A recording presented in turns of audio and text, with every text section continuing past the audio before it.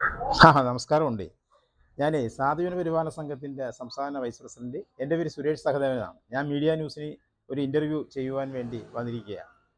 നമ്മുടെ ഈ കഴിഞ്ഞ ദിവസം നമ്മുടെ ഒരു കൊച്ചനുജൻ കണ്ണൂർ ഡെൻ്റൽ കോളേജിൽ ആത്മഹത്യ ചെയ്തു എന്ന് പറഞ്ഞുകൊണ്ട് ഒരു റിപ്പോർട്ടുണ്ടായി.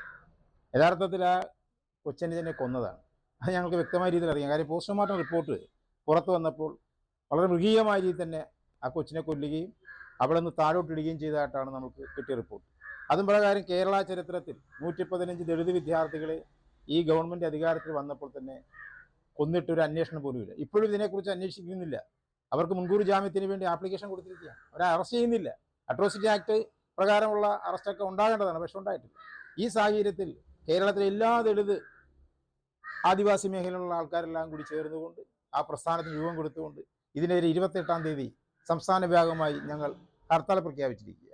ഈ ഹർത്താലിന് സാധുവിന് പരിപാലന സംഘത്തിൻ്റെ സംസ്ഥാന കമ്മിറ്റിയുടെ ഐക്യദാർഢ്യം ഈ അവസരത്തിൽ ഞങ്ങൾ ഉപയോഗിക്കുവാൻ തീരുമാനിച്ചിരിക്കുക.